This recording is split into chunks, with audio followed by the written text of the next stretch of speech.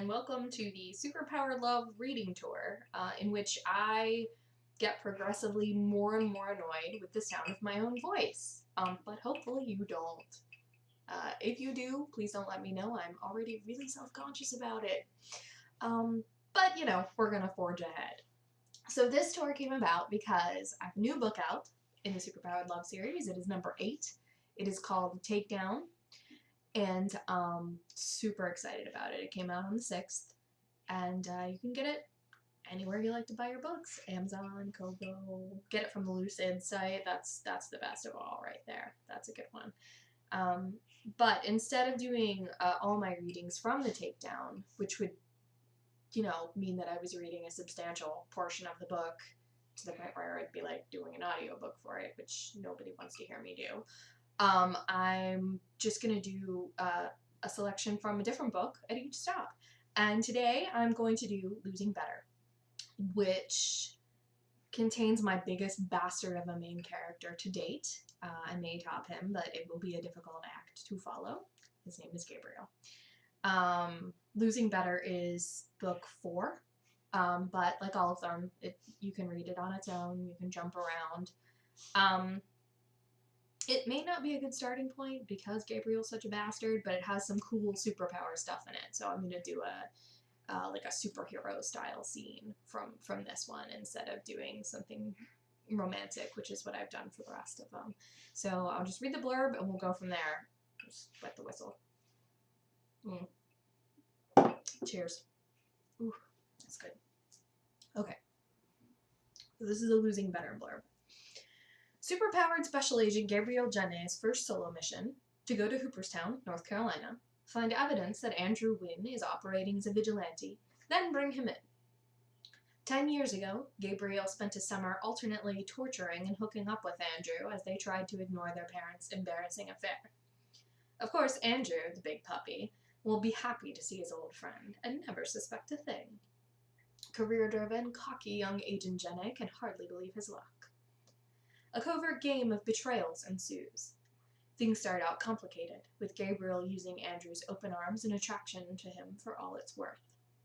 Gabriel tells himself he doesn't reciprocate and that he can control it, but it's too violent for either of them to deny. As he gets closer to the evidence he needs, a heady combination of nostalgia, genuine affection, and even understanding brings Andrew closer to him. Dangerously close in every sense. The stakes are much higher than just their livelihoods. Gabriel begins to fear it'll come down to a choice between everything he's ever believed in, wanted, and stood for, and the only love he's ever known. Dun dun dun!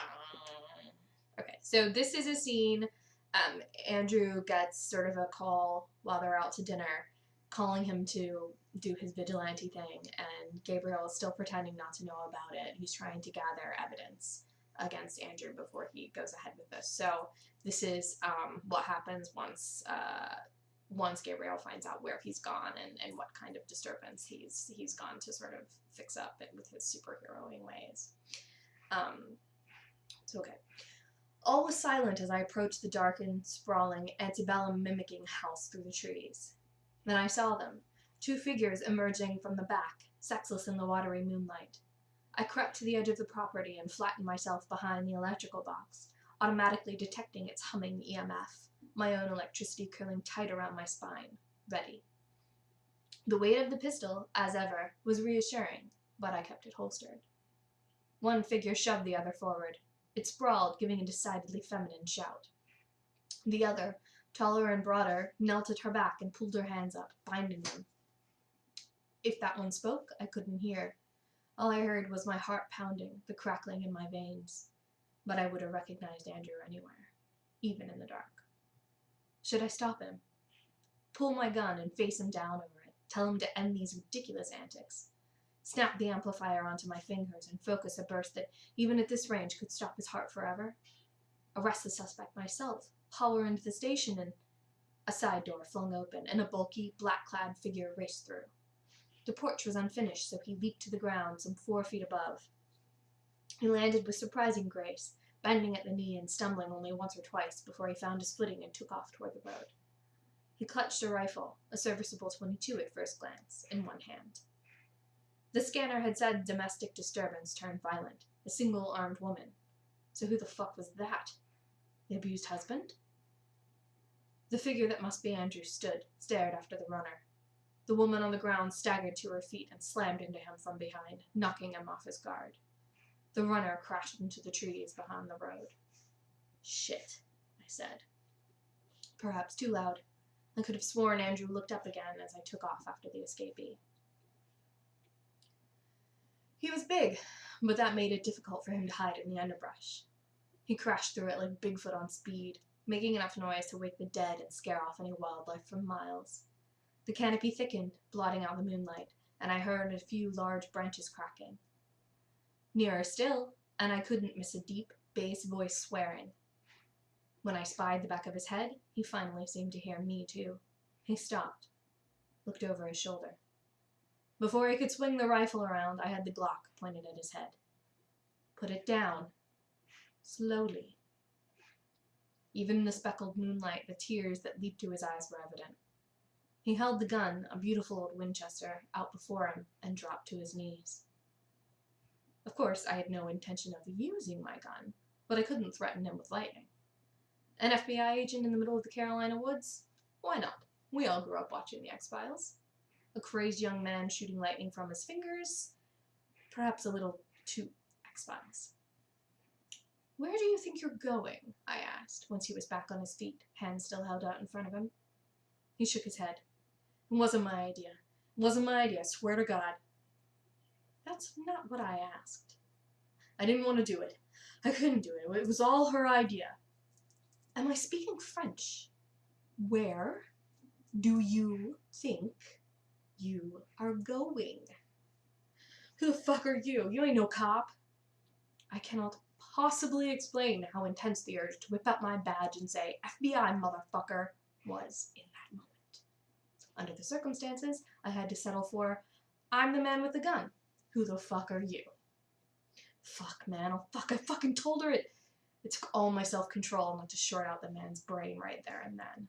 Not as if it was doing him much good at the moment. Instead, I walked around him, smacked him between the shoulder blades with the butt of the pistol to get him moving, and said, out to the road. Now.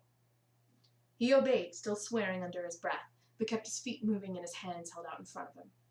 I swooped down for the Winchester, popped out the shells, and hoisted it over my shoulder. Blue flashing lights rolled up just about then. The useless backwater cavalry had finally arrived, about 5 minutes too late to help their useless backwater superhero, and 15 minutes too late to do the job these backwater saps were paying them to do. Here's what we're going to do. You're going to walk right up to that cop car and turn yourself in. And I'm going to... No way, you Yankee prick. His voice quavered. Not that his swagger had been so knee-weakening before. You have 3 seconds to change your mind. Go fuck yourself. 1. I pressed the gun into his back firmly. Shoot me. He swallowed audibly, shaking. Shoot me, you pretty boy shit. 2. I prepped the electrical surge and lowered the rifle to the ground to free up my left hand. I got no life if they take me. You can go to... 3. I touched the back of his neck. 2 thin strands of electricity surged through me, coiled up my spine, and raced into my left hand. My fingertips lit up, white and blue. He slumped. I caught him as he fell, lowering him to the ground easily, just as the blue and red flashing came around the bend. I left him there with his empty gun, gift wrapped.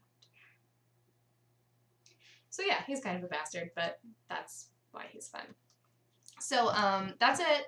Thank you for stopping by. Thank you for watching this.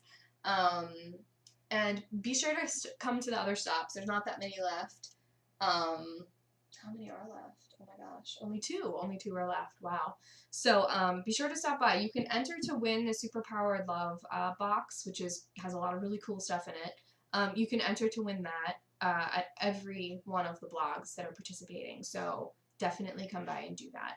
And check out the takedown. Out from Lucid.